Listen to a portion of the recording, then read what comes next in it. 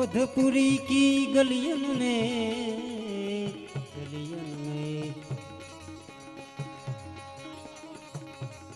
गंगना गंगा यमुना सरयू तट पर, गंगा यमुना सरयू तट पर मिल जाओ बे आप कहीं ना कहीं, मिल जाओ बे आप कहीं ना कहीं। मनमोहन मूरत तेरी प्रभु मिल जाओ गया।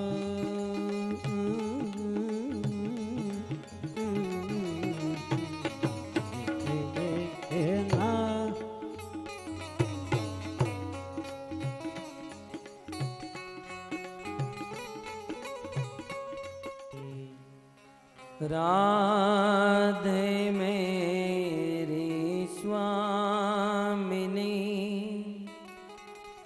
मैं राधे को दास, जन्म जन्म मोह दीजियो श्री वृंदावन वास। राधा तू बड़ भागिनी, कौन तपस्या कीन, तीनों लोक के नाथ है, सो तेरो आधीन।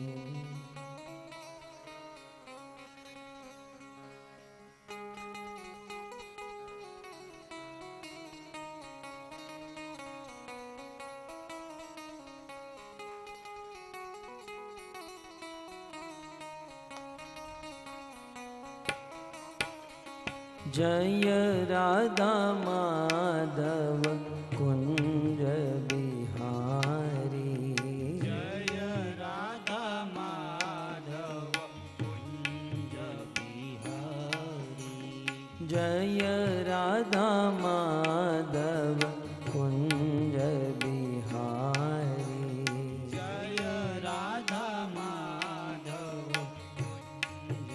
कुंज बिहारी, जय राधा माधव कुंज बिहारी, जय राधा माधव कुंज बिहारी, जय राधा माधव कुंज बिहारी, जय राधा माधव कुंज बिहारी, गोपी जन वल्लभ गिरिवरधारी, गोपी जन वल्लभ गिरिवरधारी, आ गोपी जन वल्लभ गिरिवरधारी, गोपी जन वल्लभ गिरिवरधारी, जय राधा माधव कुंज बिहारी, जय राधा माधव कुंज बिहारी।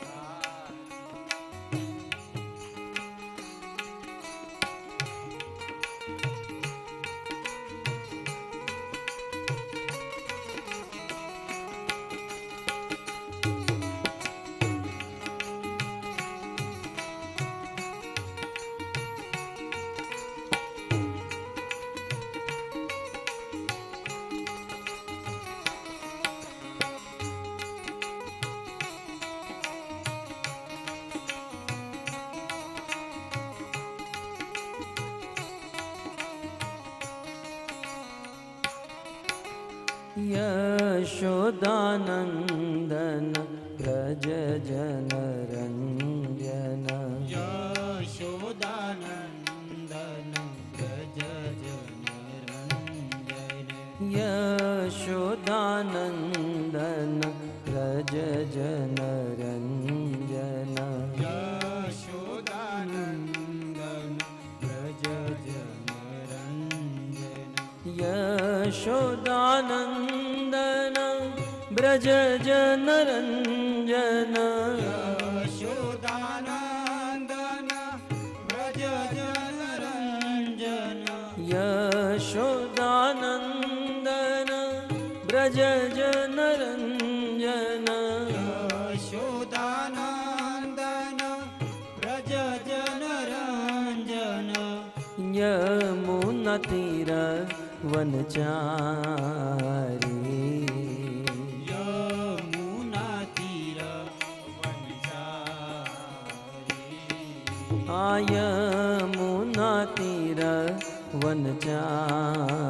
यमुनातीरवनचारी जय राधा माधव कुंज बिहारी जय राधा माधव कुंज बिहारी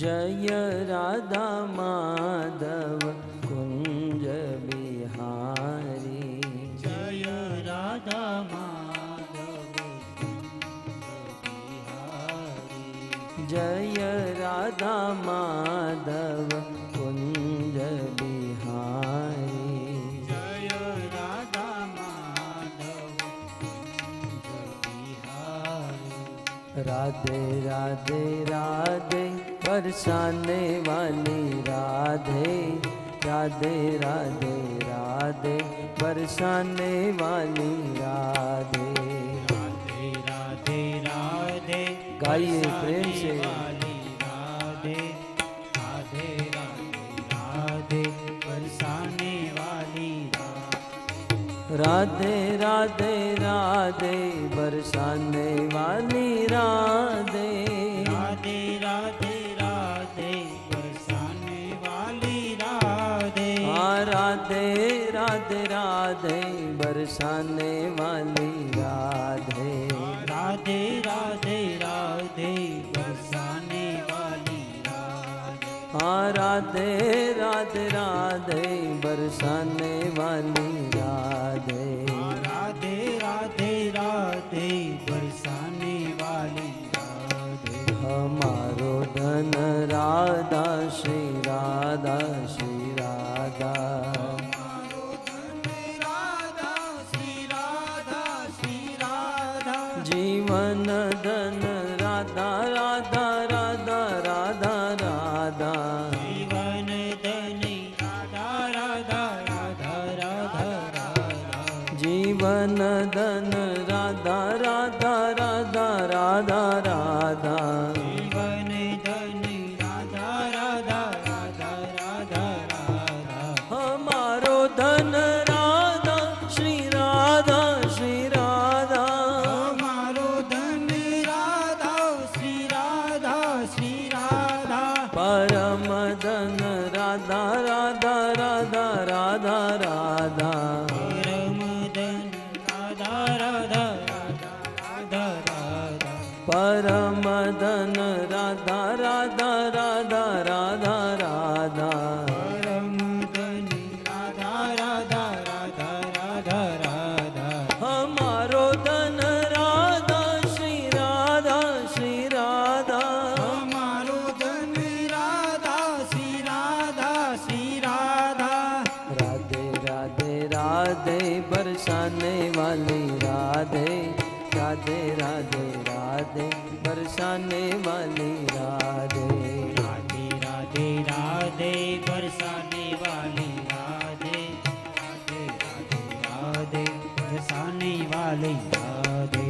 राधे राधे राधे बरसाने वाली राधे राधे राधे राधे बरसाने वाली राधे राधे राधे राधे बरसाने वाली राधे राधे राधे राधे बरसाने वाली राधे हाँ राधे राधे राधे बरसाने वाली राधे राधे राधे राधे बरसाने वाली राधे हाँ राधे राधे राधे बरसाने वाली राधे राधे राधे राधे बरसाने वाली राधे बोलो राधे राधे राधे राधे राधे राधे राधे राधे राधे राधे राधे राधे राधे राधे राधे राधे राधे राधे राधे जतिपुरा में राधे राधे गोवर्धन में राधे राधे दान घाटी में राधे राधे पाप मोचन कुंड में राधे राधे संकर्षण कुंड में राधे राधे गोविंद कुंड में राधे राधे भैरव कुंड में राधे राधे गौरी कुंड में राधे राधे पुचरी का लोटा राधे राधे कुसुम सरोवर राधे राधे श्याम कुटीर में राधे राधे नारद कुंड में राधे राधे ग्वाल पोखरा राधे राधे हरि गोकुल में राधे राधे रमण रति में राधे राधे गोपेश्वर में राधे राधे बाके बिहारी राधे राधे सने बिहारी राधे राधे मदन मोहन जी राधे राधे गोपीनाथ जी राधे राधे राधा दामोदर राधे राधे राधा विनोद जी राधे राधे साक्षी गोपाल जी राधे राधे राधा माधव राधा वल्लभ राधे राधे युगल किशोर जी राधे राधे राधा रमण जी राधे राधे अष्ट सखी जी केशव देव जी राधे राधे द्वारकाधीश जी राधे राधे कपिलेश्वर महादेव राधे राधे रंगेश्वर महादेव राधे राधे राधे राधे राधे बरसाने वाली राधे राधे राधे राधे बरसाने वाली राधे राधे राधे राधे बरसाने वाली राधे राधे राधे राधे बरसाने वाली राधे राधे राधे राधे बरसाने वाली राधे राधे राधे राधे बरसाने वाली राधे राधे राधे राधे बरसाने वाली राधे राधे राधे बरसाने वाली राधे हाँ राधे राधे राधे बरसाने वाली राधे राधे राधे राधे बरसाने वाली राधे हाँ राधे राधे राधे बरसाने वाली राधे राधे राधे राधे बरसाने वाली राधे बोलो राधे राधे राधे राधे राधे राधे राधे राधे राधे राधे राधे राधे राधे राधे राधे राधे वृंदावन में राधे राधे सिमरत गाँव में राधे काली यहाँ पर राधे पान गली में राधे राधे मान गली में राधे कुमन गली में राधे राधे कुंज सेवा में राधे राधे प्रेम गली में राधे राधे सिंगार घाट में राधे राधे चीर घाट में राधे राधे केशी घाट में राधे राधे निधि वन में राधे राधे वंशी वट में राधे राधे ज्ञान गोदरी राधे राधे ब्रह्मा कुंड में राधे राधे अटल वन में राधे राधे निहार वन में राधे राधे गोपाल वन में राधे राधे वेणु कुप में राधे राधे निकुंज वन में राधे राधे राधा वन में राधे राधे झूलन वन में राधे राधे भांडिर वन में राधे राधे मधुवन में राधे राधे सूर्य घाट में राधे राधे युगल घाट में राधे राधे बिहार घाट में राधे राधे अंदर घाट में राधे राधे पानी घाट में राधे राधे केली कदम में राधे राधे मथुरा जी में राधे राधे जन्मभूमि में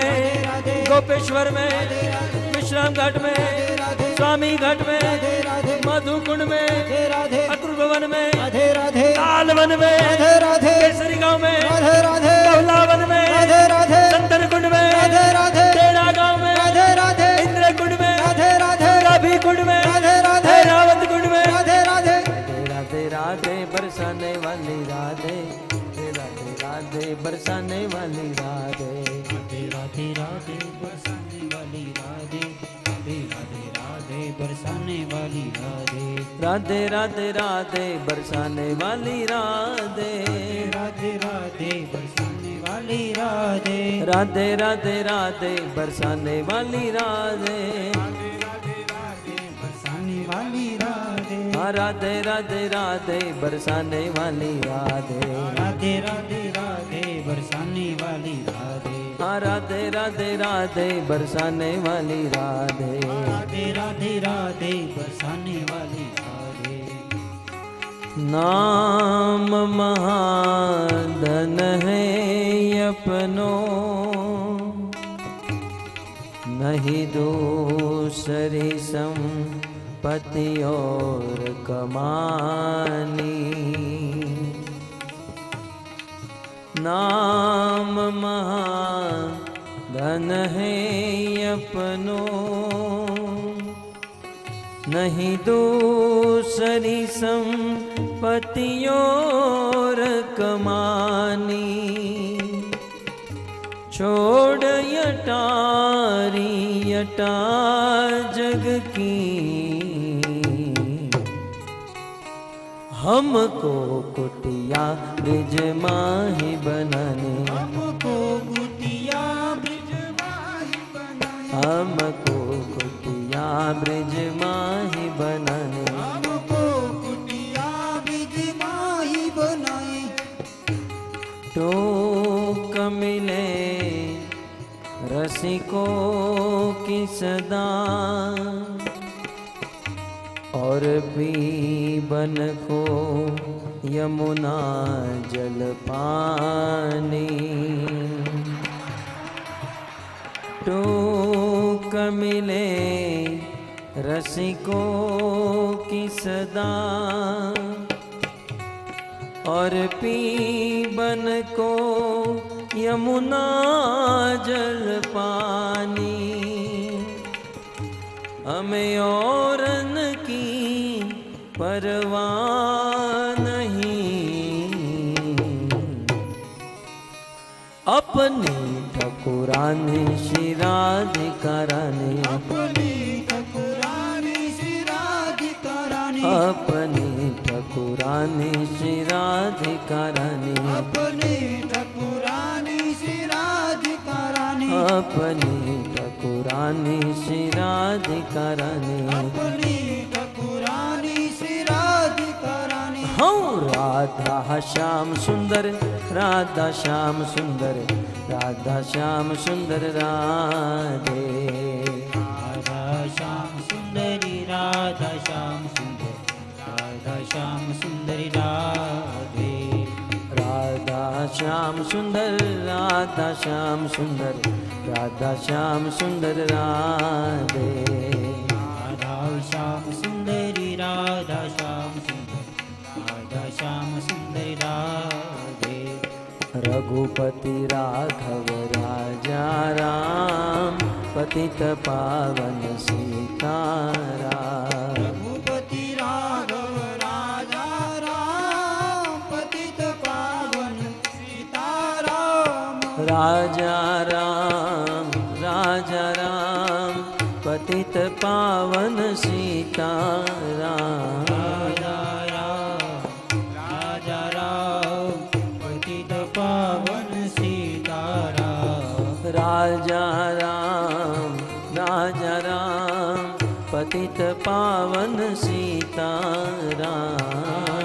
राजा राम, पतित पावन सीताराम। बोलो रघुपति राघव राजा राम, पतित पावन सीताराम। रघुपति राघव राजा राम, पतित पावन सीताराम। गौर निताय जय गौर निताय, गौर निताय जय गौर निताय। निताय जय गौर निताय, गौर निताय जय गौर निताय। प्रभुपद प्रभुपद प्रभुपद शिल प्रभुपद।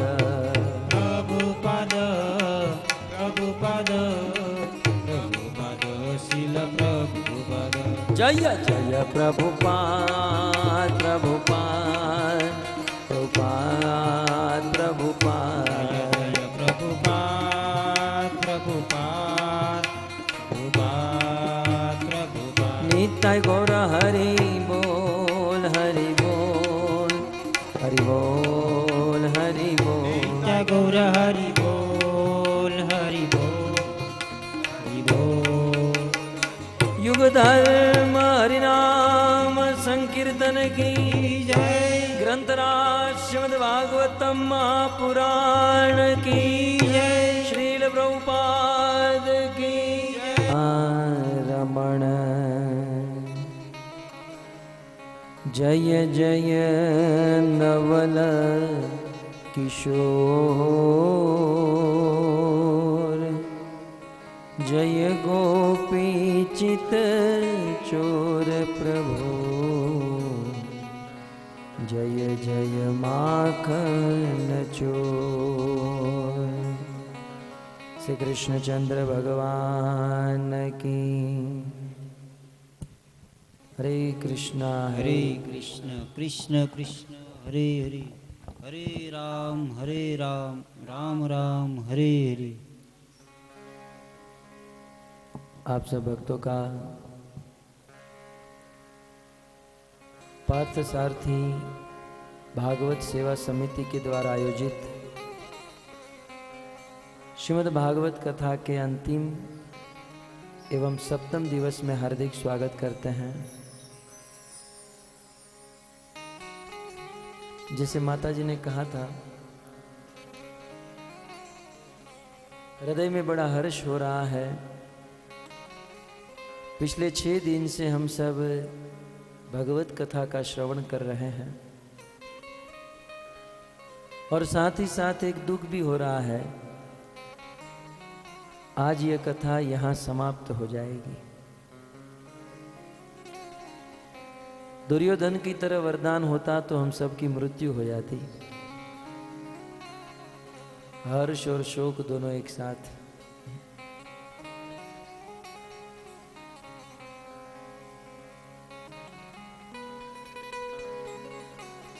श्रीमद् भागवत में 10वें स्कंद में भगवान कृष्ण की शुद्ध विशुद्ध कथा का य एतत् प्रयतो नर सायं प्रातः गृह्णन् भक्त्या दुःखग्रामाद् विमुच्यते दुःखग्रामाद् विमुच्यते।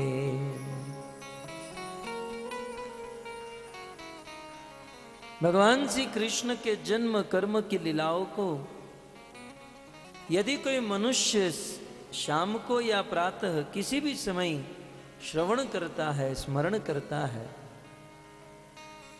तो वह मनुष्य जीवन के सभी दुखों से मुक्त हो जाता है। श्रीमद् भागवत कथा जो है संसार के सभी दुखों से मुक्त करने वाली है। इसलिए भागवत के 4th स्कंद में जब ध्रुव महाराज के द्वारा भगवान प्रकट हुए, भगवान ने ध्रुव महाराज को कहा, तुम्हारी स्तुति से मैं प्रसन्न हूं ध्रुव, तुम्हें जो चाहिए वो मांग लो। ध्रुव महाराज ने कहा, स्थानाभिलाषी तपसी स्थितो हम।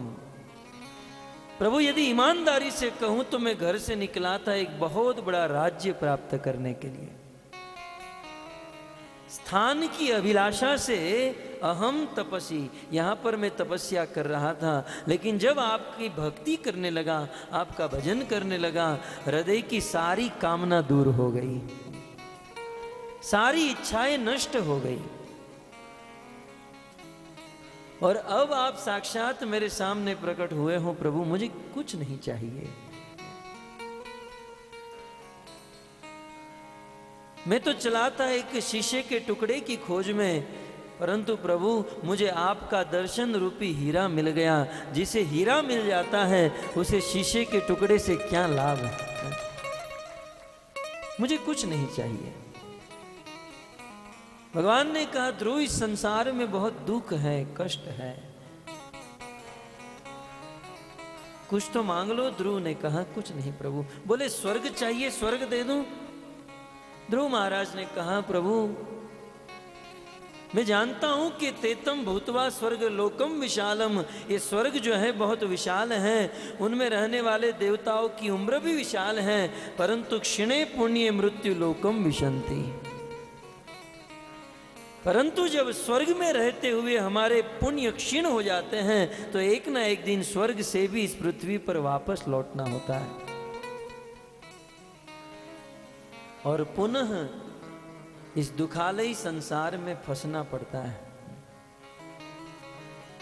भगवान ने कहा कुछ तो मांगो। ध्रुव ने कहा प्रभु बस आशीर्वाद दीजिए, आपके भक्तों के बीच में बैठकर आपकी कथा सुनता रहूं,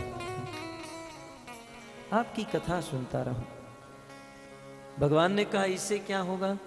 बोले प्रभु आपकी कथा में बहुत आनंद है, आपकी कथा में एक नशा है, आपकी कथा जीव को मतवाला बना देती है।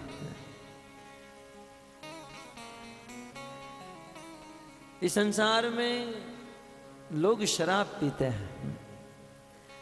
आपके शिलोंग में तो पता नहीं, यहाँ तो ठंड है इसलिए शायद पीते होंगे। मुंबई में तो इसलिए पीते क्योंकि बहुत टेंशन होता है। घर पे जाते हैं तो पत्नी परेशान करती हैं, ऑफिस जाते हैं तो बॉस परेशान करता है, वसूली वाले के फोन आते हैं, दूध का बिल, टेलीफोन का बिल, लाइट का बिल। आदमी दसों दिशाओं से परेशान ही परेशान हो जाता है, तब एक बाटली मार देता है।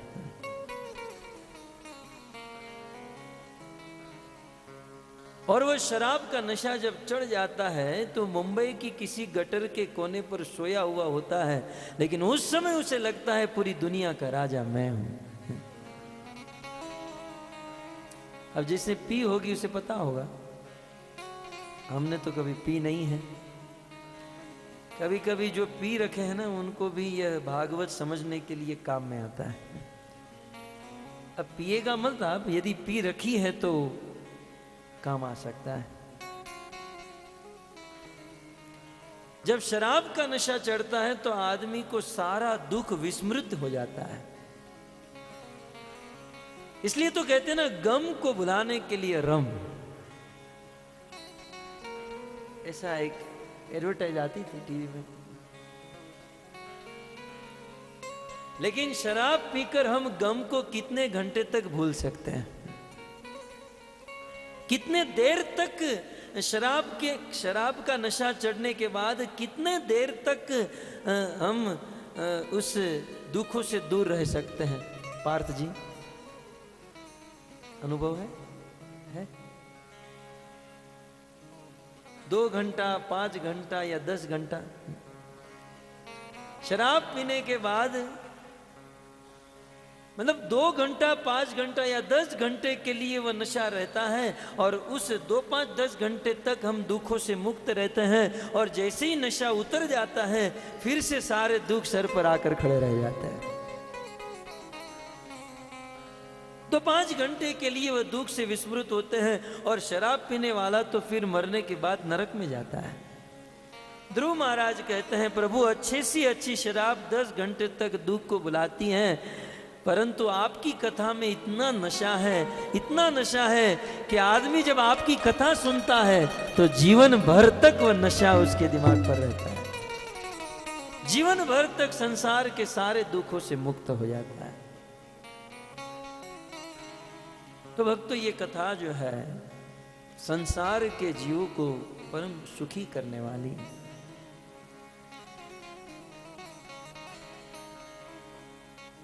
तो परम सुख प्रदायिनी, भगवत प्रेम प्रदायिनी इस कथा को हम सब श्रवण कर रहे हैं। गत सत्र में आप लोगों ने श्रवण किया किस प्रकार से भगवान कृष्ण 5 साल के बालक हैं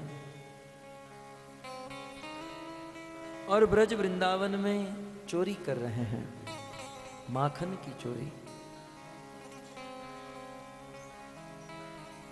संसार में कुछ धर्म ऐसे हैं, कुछ लोग ऐसे हैं, वे ऐसा कहते हैं आप कृष्ण के भक्त हो। हम कहते हैं हाँ हम कृष्ण के भक्त हैं।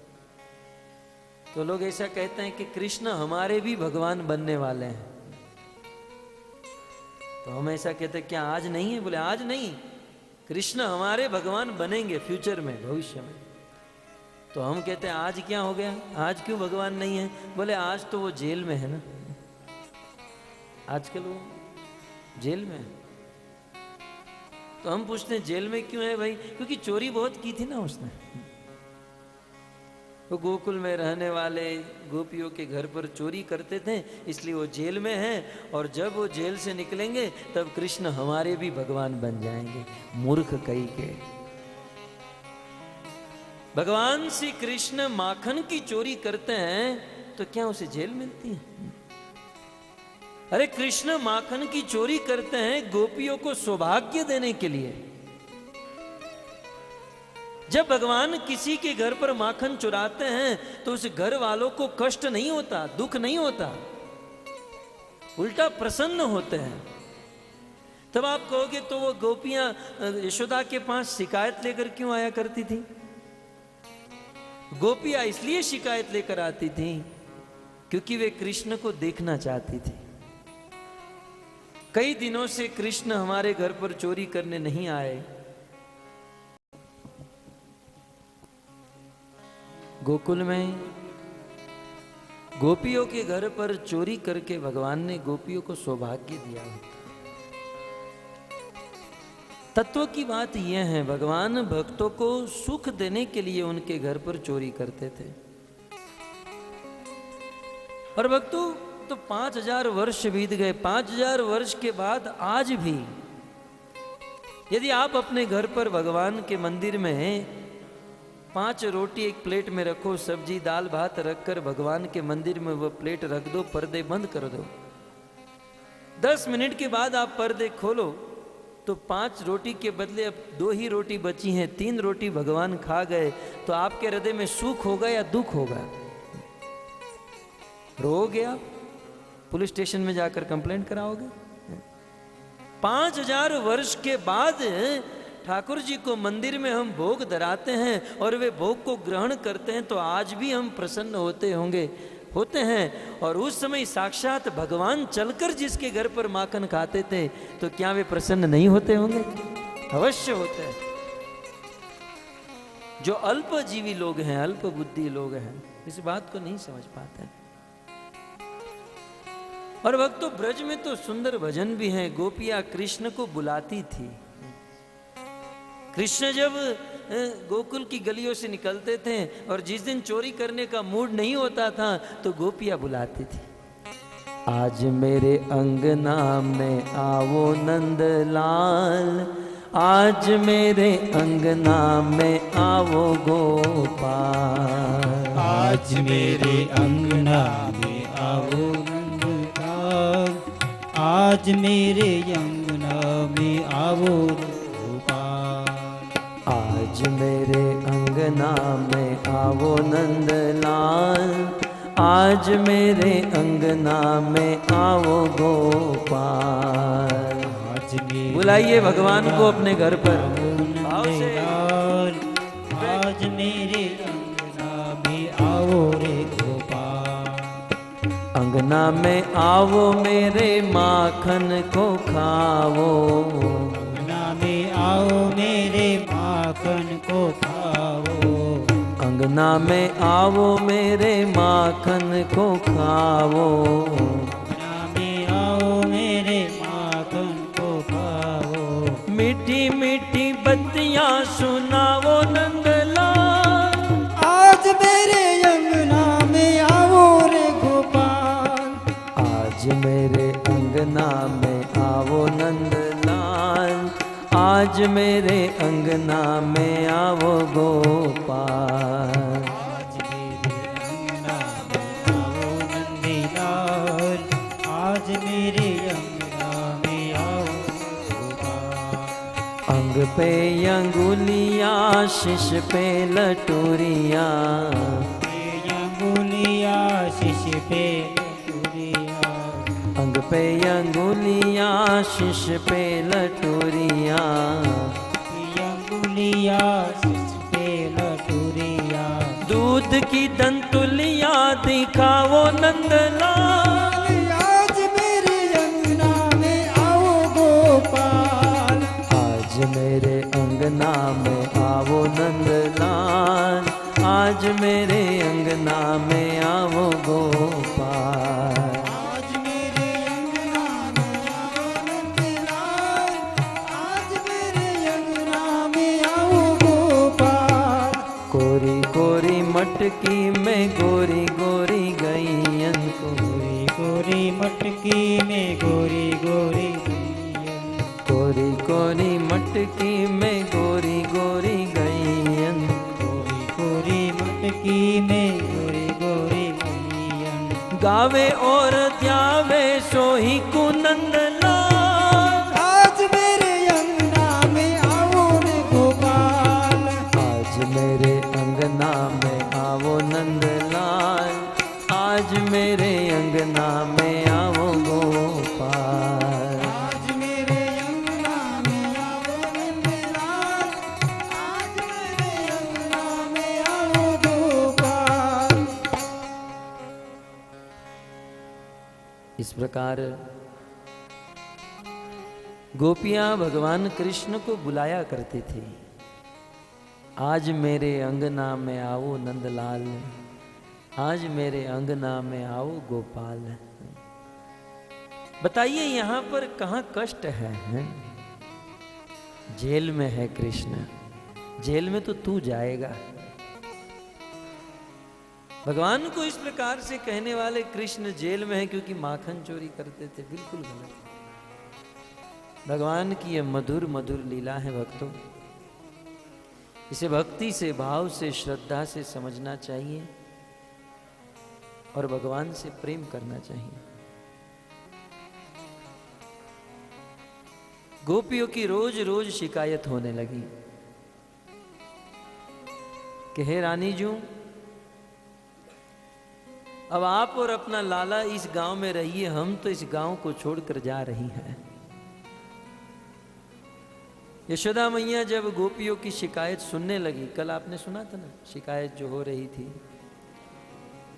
यशोदा के मन में बड़ी चिंता होने लगी। अब माँ का स्वभाव है, आज भी हम देखते हैं कि कोई बच्चा अपनी स्कूल से किसी का रबर पेंसिल चुरा कर लाता है तो माँ परेशान हो जाती है। यशोदा ने सोचा आज माखन चुरा रहा है, कल किसी लड़की को चुरा कर भाग जाएगा, इस कृष्ण का कुछ करना चाहिए।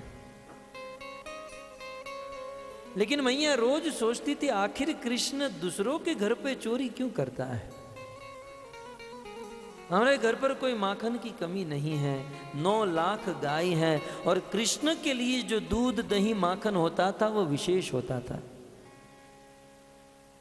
9 लाख गाय में से 100 गाय स्पेशल हुआ करती थी नंद बाबा के पास, और 100 गाय का दूध एक गाय को पिलाया जाता था, और वह एक गाय का दूध जो था वो कृष्ण के लिए, उस गाय का नाम था पद्मगंधा। उस गाय के दूध से कमल की सुगंध आती थी, स्वाभाविक। इतना उत्कृष्ट दूध दही माखन कृष्ण के लिए था, परंतु इसे छोड़कर वह दूसरों के घर पर चोरी करते थे। आखिर क्यों? मैया ने बहुत सोचा, सोचते सोचते दिवाली के दिन उनको यह जवाब मिला। दिवाली आने वाली है ना भक्तों, ब्रज में प्रति वर्ष दिवाली के दिन इंद्र याग, इंद्र पूजा हुआ करती थी, और इंद्र पूजा में सभी ब्रजवासी व्यस्त रहते थे। परंतु आज दिवाली के दिन बहुत बहुत घर के काम हैं, यशोदा ने अपनी सभी दासियों को अन्य अन्य कार्यों में लगा दिया और स्वयं अपने पुत्र कृष्ण के लिए माखन बनाने बैठी। क्योंकि यशोदा ने सोचा कि आज तक मेरे घर पर जो माखन बनता है वो मेरे दास दासियां बनाती हैं, न जाने किस भाव से बनाती होगी।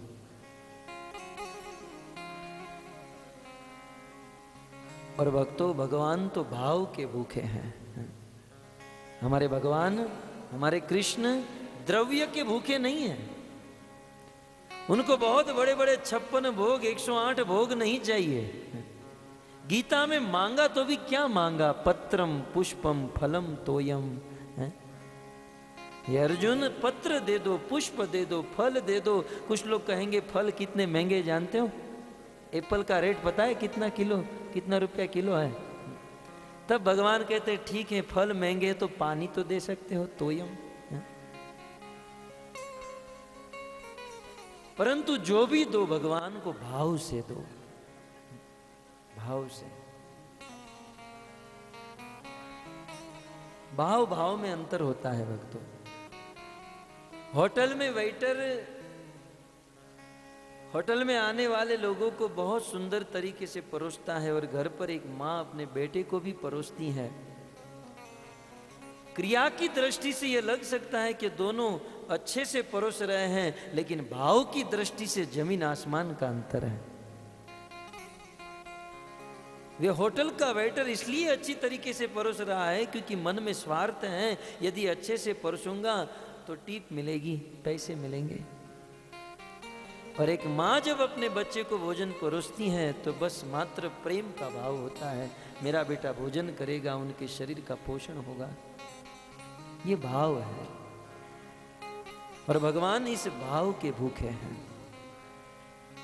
यशोदा ने सोचा मेरे घर के दास दासियां न जाने किस भाव से माखन बनाते होंगे, इसलिए आज मैं स्वयं माखन बनाऊंगी। मैया यशोदा आज स्वयं अपने हाथों से माखन बनाने लगी। अब पहले के जमाने में आज की तरह ग्राइंडर ये मशीनरी नहीं थी। आज तो घर करके 2-5 मिनट में दही से माखन बन जाए। पहले बहुत मेहनत किया करते थे। बहुत बड़े मटके में दही जमा कर रखा हुआ था, और घर के इस एक पिलर के साथ उस मटके को रखकर वहाँ रस्सी बांधकर बीच में मंथानी रखकर उसे खींचते थे। दिवाली के दिन भोर में 3:30-4 बजे जगकर मैया यशोदा अपने दास दासियों को अलग अलग कार्यों में नियुक्त करके स्वयं माखन बनाने के लिए बैठी है। वर्णन है, एकदा गृहदासीषु यशोदानंद गेहिनी कर्मांतर नियुक्तासु निर्ममंत स्वयं दधी यानी यानी ही गीतानि तदबाल चरितानि च दधी निर्मंथने काले स्मरंती तान्य गायत। कृष्ण के लिए दही से माखन बना रहे, जीवन में प्रथम बार। ये तो राजा की पत्नी है, आज तक ऐसा काम नहीं किया था। स्वयं अपने हाथों से कृष्ण के लिए माखन बना रही हैं। बड़ा कष्ट हो रहा है, परंतु अपने बेटे के लिए बना रही हैं। माखन बनाते हुए यानी यानी ही गीतानी, यशोदा मैया गीत गा रही हैं, भगवान श्री कृष्ण का भजन कीर्तन कर रही है। और जब मैया यशोदा इस प्रकार से दही से माखन बनाते हुए गीत गा रही थी, यशोदा के हाथ में जो चूड़ियां थी वो करताल का काम कर रही थी, बिल्कुल मंजीरे की तरह बज रही थी। और वो जो मंथानी थी घर घर घर, वे मृदंग का काम कर रही थी। मृदंग बज रहा है, करताल बज रही है, और मैया यशोदा गा रही हैं, और गाते हुए अपने घर का काम कर रही हैं। यही है सिद्धांत। भक्तों, हम लोग मनुष्य हैं और हमें कर्म करने हैं।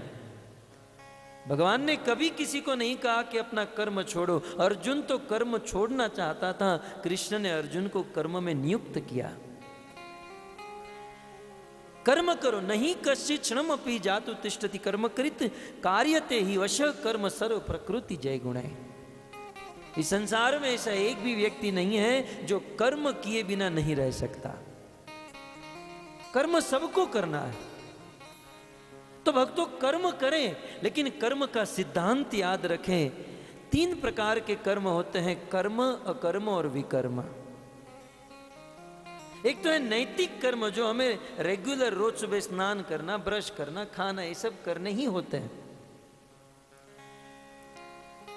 और एक है विकर्म। विकर्म माने भगवान के नियम को तोड़कर जो कर्म किया जाता है उसे विकर्म कहते हैं, और दूसरे शब्द में उसे पाप कहते हैं, जिसका वर्णन 2 दिन पहले किया गया था। किसे पाप कहते हैं और पाप करने वाले को क्या सजा मिलती है? विकर्म। तो विकर्म नहीं करने चाहिए। कुछ लोग पुण्य कर्म करते हैं। वैसे देखा जाए तो तत्व की दृष्टि से पुण्य कर्म भी बाधक है। कुछ लोग पुण्य करते हैं और पुण्य से पुण्य अर्जित करते हैं। पुण्य करने वाला व्यक्ति स्वर्ग में जा सकता है, स्वर्ग से ऊपर नहीं जा सकता। और जब तक जितना पुण्य है तब तक वह स्वर्ग में रहता है, फिर से पुनः इस पृथ्वी पर वापस आना होता है। ये पुण्य जो है ये भी स्वर्ग तक ही लेकर जा सकते हैं, मुक्ति नहीं दिला सकते। और कुछ लोगों को मन में भ्रम है कि हम जीवन में पाप करते हैं और फिर पुण्य कर लेंगे तो हमारे सारे पाप नष्ट हो जाएंगे। ऐसा नहीं। कर्मणा कर्म निर्हारो न हत्यंतिक इष्यते। भक्तों, पाप करना एक कर्म है, पुण्य करना भी एक कर्म है। कर्म के द्वारा कर्म को नहीं काटा जा सकता है। रामायण में लिखा है जैसे मल से मल को नहीं धोया जा सकता, जैसे शराब से नशे को नहीं उतारा जा सकता, वैसे पुण्य से पाप को नहीं काटा जा सकता। यदि कोई अपने जीवन में पुण्य करता है तो उसे भी भुगतना होता है, पाप करता है तो उसे भी भुगतना होता है। कैसे? मैं आपको एक एग्जाम्पल दूंगा, उससे आप समझ सकते हैं। मान लो यदि किसी व्यक्ति ने अपने जीवन में बहुत पाप किए हैं तो पाप के फल स्वरूप दूसरे जन्म में कुत्ता बनेगा। मान लो वह कुत्ता बने, लेकिन इसने अपने जीवन में पुण्य भी किए हैं। मान लो शराब पीकर कहीं से आया और टैक्सी वाले ने कहा 50 रुपये 100 रुपये का नोट दे दिया, रख ले। कुछ लोग ऐसे पुण्य कर देते हैं। तो पाप किया है, उसके फल स्वरूप कुत्ता बनेगा। और यदि साथ ही साथ पुण्य किया है तो कुत्ता तो बनेगा, लेकिन किसी धनी घर पे कुत्ता बनेगा। धनियों के घर पे कुत्तों को देखा है आपने? आप बंबई आइए, आप आदमी भी हैरान हो जाता है, यार हमको इतनी फैसिलिटी नहीं उतनी कुत्तों को है। एक बार मैं कार लेकर जा रहा था और आगे BMW कार थी। मालिक कार चला रहा था और कुत्ता अकेला पीछे बैठा था और ऐसे बिल्कुल देख रहा था। मैं सोचा हम लोग ड्राइविंग कर रहे हैं और ये कुत्ता आराम से BMW में बैठा है और पूरा सब दृश्य देख रहा है। ये वो कुत्ते हैं जिन्होंने पुण्य भी किया है और पाप भी किया है, और दोनों फल एक साथ मिला है।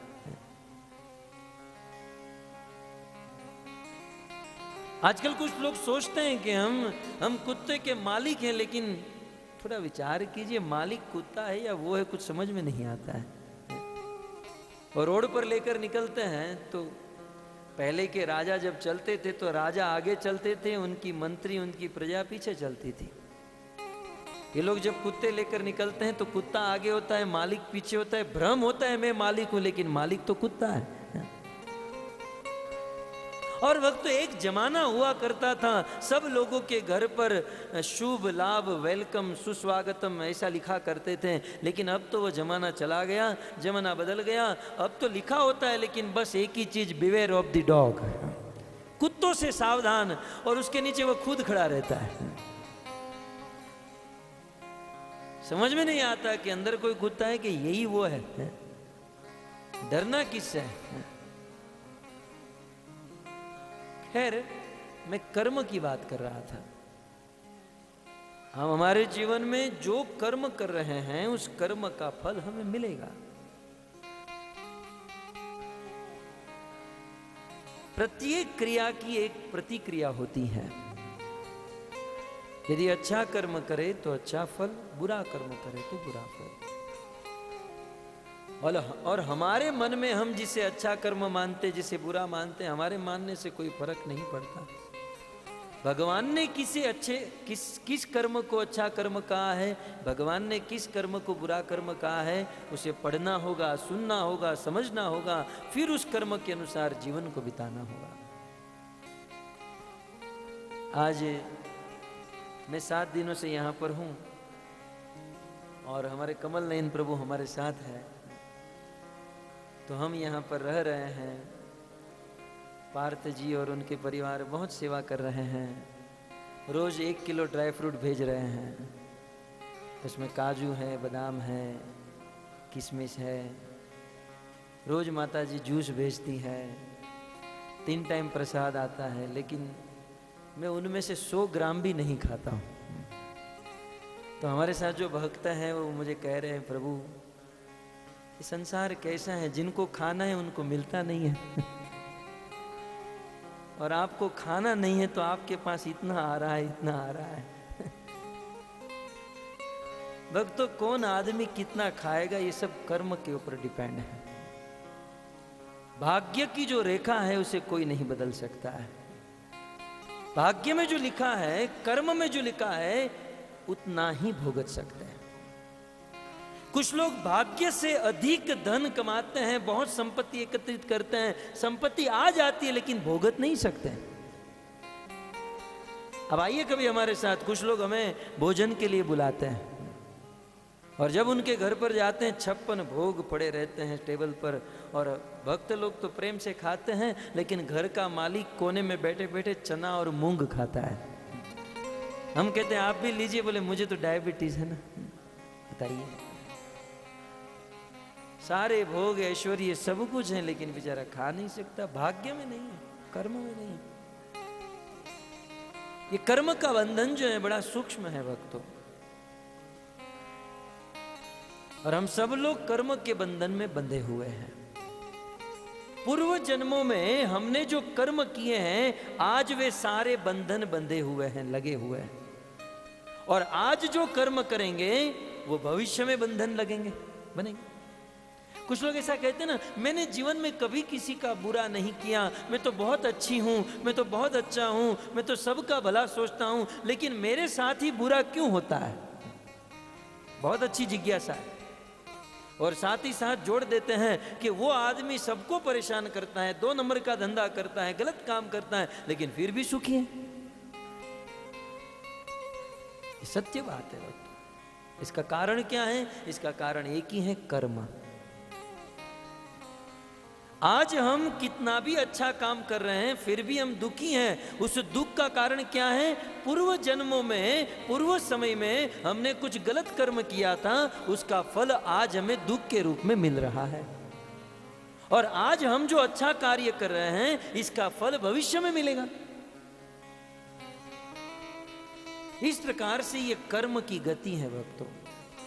भगवत गीता में कृष्ण ने कहा है, अकर्मणो अपि बोधव्य, कर्मणो ही अपि बोधव्य, गहना कर्मणो गति। कर्म को समझे, कर्म के बारे में जाने।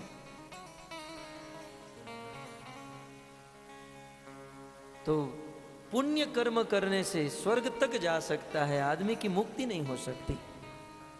विकर्म करने से आदमी नरक में जाता है। तो करना क्या चाहिए? तो हमारे पास एक ही कर्म बचा है और वो है अकर्म। अकर्म एक ऐसा कर्म है, अकर्म के फायदे बताता हूं। अकर्म एक ऐसा कर्म है जिसको करने से कर्म बंधन नहीं लगता है। एक अकर्म करने का दूसरा लाभ है, पूर्व जन्मों में किए गए बुरे कर्मों का जो बंधन है, अकर्म करने से ये सारे बंधन टूट जाते हैं, सारे बुरे कर्म समाप्त हो जाते हैं। 2, तीसरा, अकर्म करने से वर्तमान में हम सुखी हो जाते हैं। और चौथा, अकर्म करने से मृत्यु के बाद भगवान के धाम में नित्य सुख की प्राप्ति हो जाती है। भगवान का धाम वैकुंठ मिल जाता है। इसलिए बुद्धिमान व्यक्ति अकर्म करता है। आप कहोगे अकर्म है क्या? भक्तों, अकर्म का अर्थ होता है भक्ति। हम जिसे भक्ति कहते हैं ना, भक्ति का अर्थ है अकर्म। अकर्म माने कृष्ण के लिए किया गया कर्म। कृष्ण के लिए, भगवान के लिए जो हम कर्म करते हैं ना, वे अकर्म है। इसलिए जीवन में जितने भी कर्म करे, भगवान के लिए, कृष्ण को सेंटर में रखकर करे। जिसे हम भोजन करें तो ये समझकर भोजन करके शरीर पुष्ट होगा और इस शरीर से हम सेवा करेंगे। पैसे कमाते हैं तो उस समय ये चेतना रखें कि इसलिए पैसे कमा रहा हूं, इस पैसों से मंदिर में ठाकुर जी की सेवा करूंगा, परिवार को भक्त बनाऊंगा, परिवार की सेवा करूंगा, कृष्ण को सेंटर में रखकर। बाजार में कभी सब्जी और फ्रूट्स खरीदने जाए तो यह सोचकर कि मैं कृष्ण के लिए एप्पल लूंगी, कृष्ण के लिए। बदलना कुछ नहीं है, बदलना है अपनी भावना को, बदलना है अपनी चेतना को। खाना वही है, काम वही करना है, लेकिन उद्देश्य को बदलना है। कृष्ण को सेंटर में रखकर जब हम कर्म करते हैं तो सारे कर्म बंधनों से मुक्त हो जाते हैं। और साथ ही साथ अकर्म का अर्थ कृष्ण को सेंटर में रखकर कर्म करें और साथ ही साथ भगवान श्री कृष्ण की भक्ति करें, उनका नाम ले, भगवान का नाम ले। जब हम जीवन के कर्म करते हैं, चाहे घर का काम हो, चाहे ऑफिस का काम हो, चाहे कोई भी काम हो, उस काम को करते हुए जब हम भगवान का नाम लेते हैं ना, वह काम आसानी से समाप्त हो जाता है, उसमें सफल बन जाता है। और इसीलिए तो भारत के संतों ने कहा, सीताराम सीताराम सीताराम कहिए, जाहि विधि राखे राम ताहि विधि रहिए। सीताराम सीताराम कहिए, जाहि विधि राखे राम ताहि विधि रहिए। राधे श्याम राधे श्याम कहिए, जाहि विधि राखे राम ताहि विधि रहिए।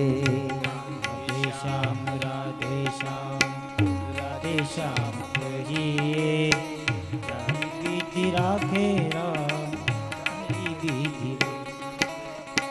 मुख में हो राम नाम, राम सेवा हाथ में। मुख में राम नाम, राम सेवा हाथ में। मुख में हो राम नाम, राम सेवा हाथ में। मुख में राम नाम, राम सेवा हाथ में। तू अकेला नहीं प्यारे, राम तेरे साथ में। तू अकेला नहीं प्यारे, राम तेरे साथ में। तू अकेला नहीं प्यारे, राम तेरे साथ में। तू अकेला नहीं प्यारे, राम तेरे साथ में। विधि का निदान जान, हानि लाभ सहिए। जाहि विधि राखे राम ताहि विधि रहिए। सीताराम कहिए, जाहि विधि राखे राम ताहि विधि रहिए।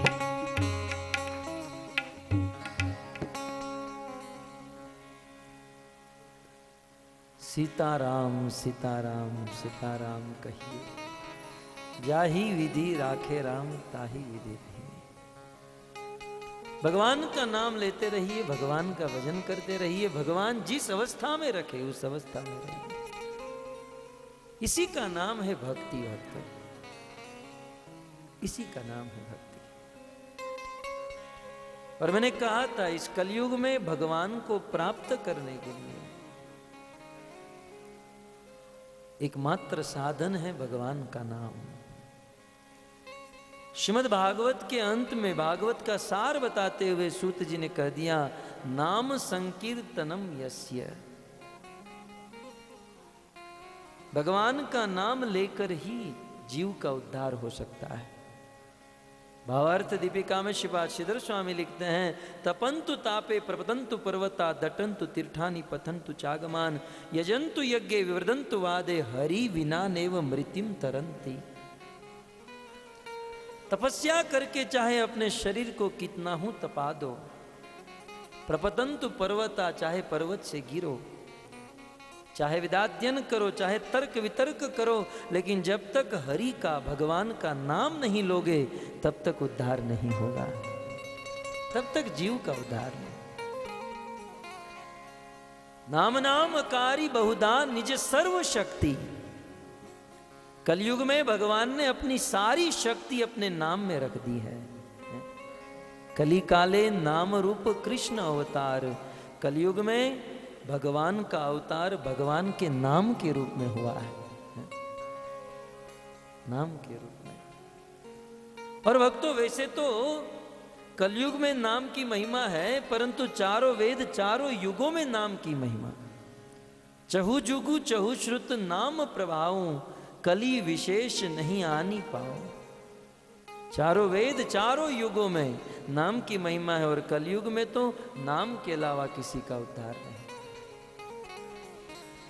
तो भक्तों, अकर्म करना चाहिए, और सबसे श्रेष्ठ अकर्म है भगवान का नाम लेना, हरि का नाम लेना।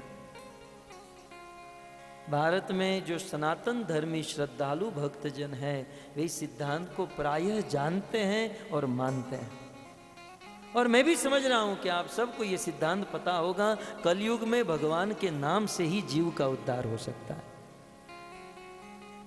सारे वेदों में अनेकों सिद्धांत हैं, अनेकों कथाएं हैं, लेकिन ये सारे सिद्धांत और कथाओं का अंत मात्र एक स्थान पर आकर होता है। जैसे अनेकों अनेकों नदियां भारत में हैं, लेकिन आखिर समुद्र में मिल जाती है, वैसे शास्त्र के समस्त सिद्धांत आखिर तो भगवान के नाम पर आकर अटकते हैं। भगवान का नाम।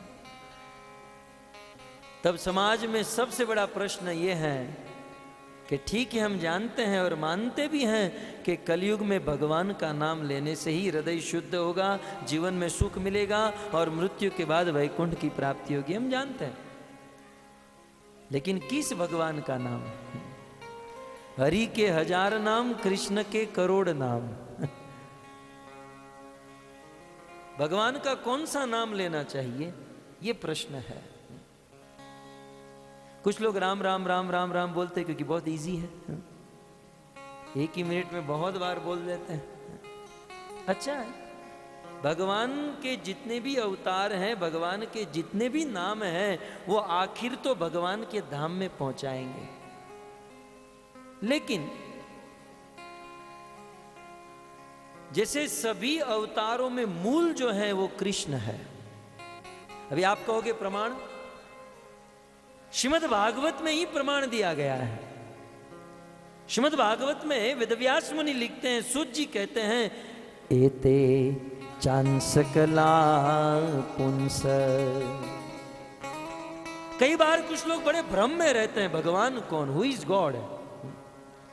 यदि आप भागवत को मानते हो तो स्वीकार करना ही होगा, एते चांसकला पुंस कृष्णस्तु भगवान स्वयं। बताइए, इस श्लोक को समझना क्या मुश्किल है? थोड़ी भी बुद्धि आदमी रखता है तो इस श्लोक को समझ सकता है। भागवत का यह प्रसिद्ध श्लोक है, एते चांस कला पुंस कृष्णस्तु भगवान स्वयं इंद्रियारि व्याकुलम लोकम मुड़ियंती युगे युगे। कृष्णस्तु भगवान स्वयं, कृष्ण ही स्वयं साक्षात भगवान है। तो प्रश्न हो सकता है, तो अन्य ये सब कौन है? अन्य जितने भी हैं, नरसिंह, वामन, वराह, राम, परशुराम, ये सब कृष्ण के अवतार है। कृष्ण सर्व अवतारी, सर्वोपरि साक्षात भगवान है, और ये अन्य जितने भी हैं वो सब कृष्ण के अवतार है।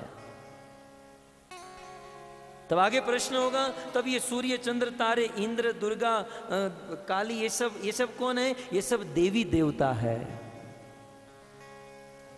कृष्ण भगवान है, अन्य जितने भी हैं, नरसिंह, वामन, वराह, ये सब अवतार हैं, और ये 33 करोड़ जो हैं ये सब देवी देवता है।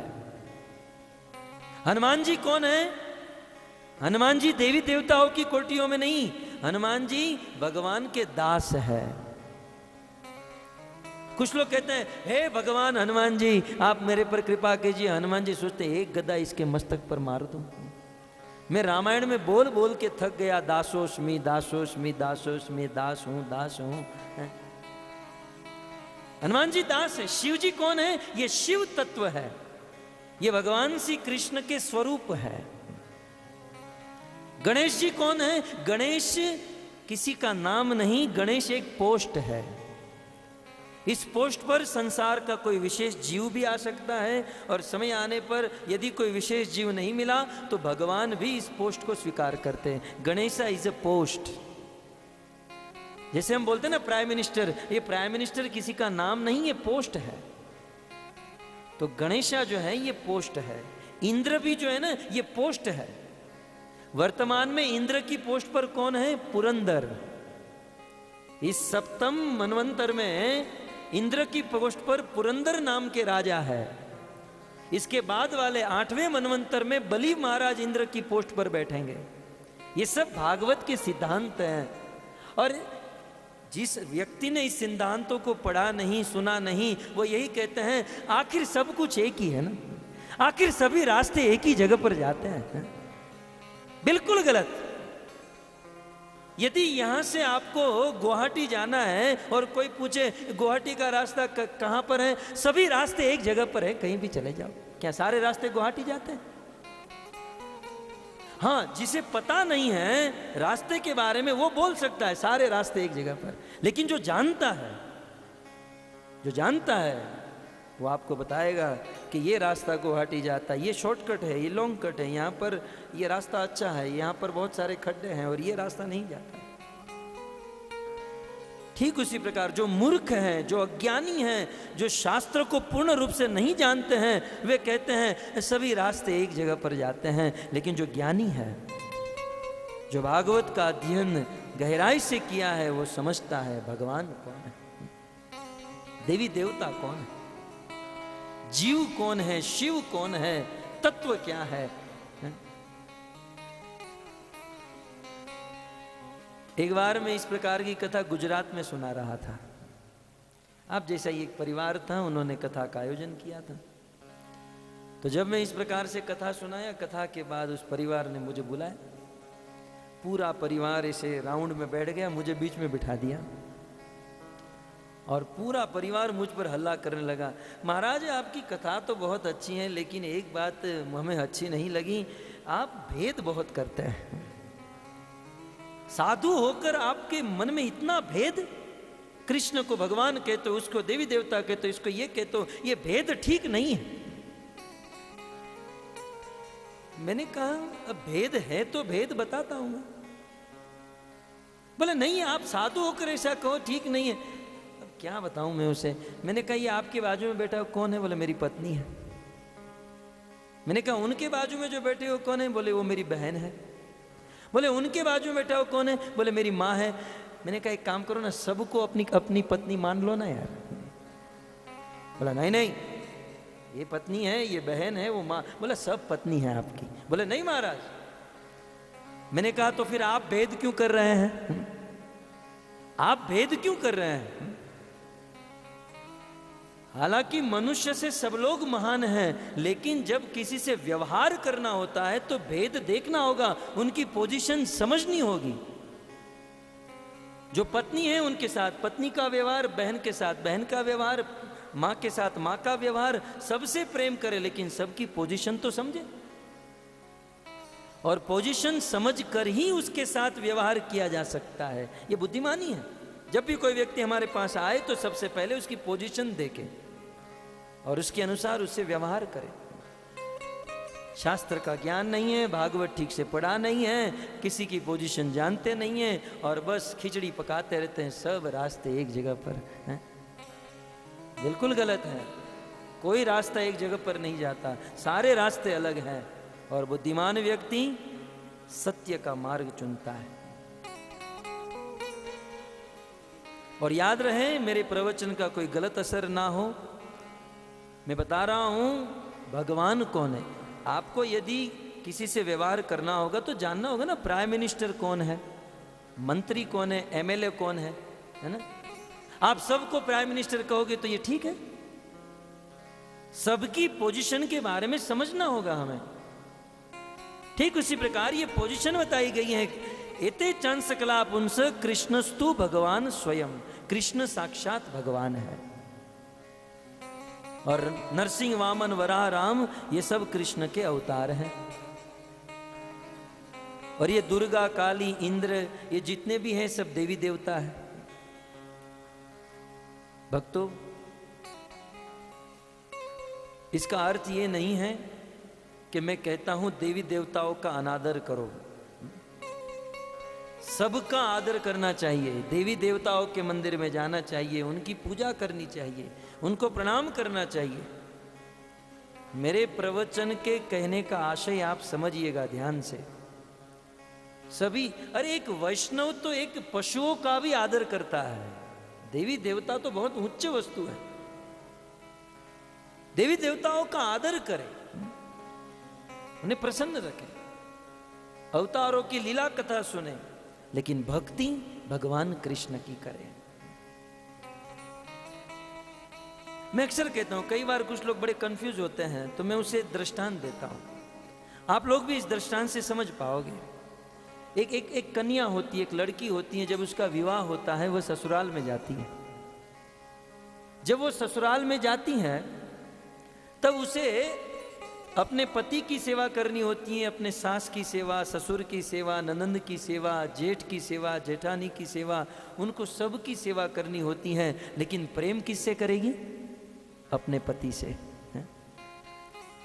ठीक उसी प्रकार हम सभी देवी देवताओं का आदर करें, अवतारों का आदर करें, लेकिन प्रेम किससे करें? भगवान कृष्ण से।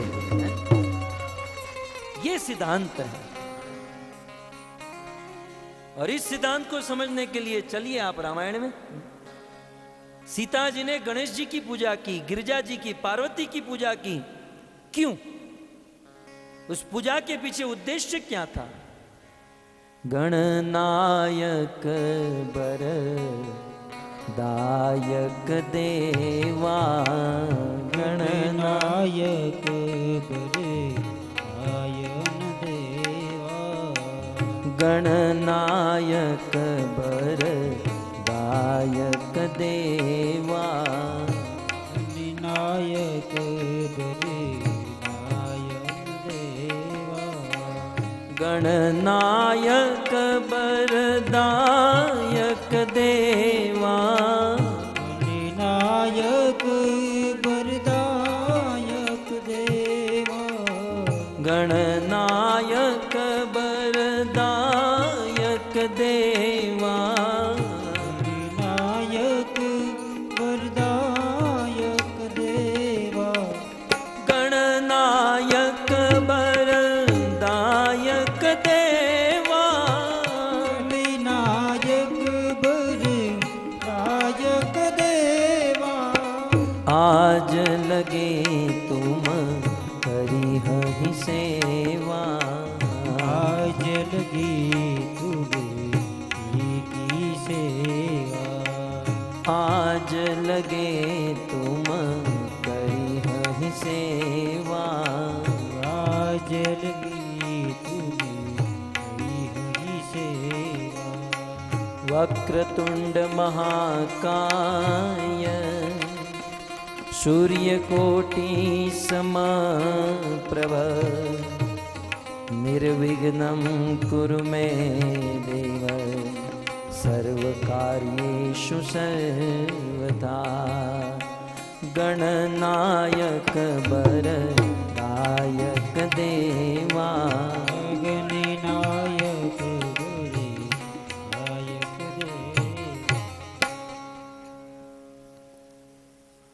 जगत जननी माता सीता गणेश जी की सेवा, गणेश जी की पूजा करती थी। रामायण में सीता जी के ये उद्गार है कि हे गजानन गणपति महाराज, मैं आज तक आपकी सेवा करती रही, आपकी पूजा करती रही। जानते हो किस लिए? आज के लिए।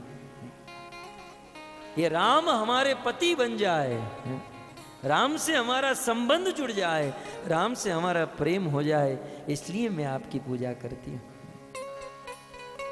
देवी देवताओं के मंदिर में जाया जा सकता है, उनकी पूजा की जा सकती है, लेकिन पूजा का उद्देश्य क्या होना चाहिए?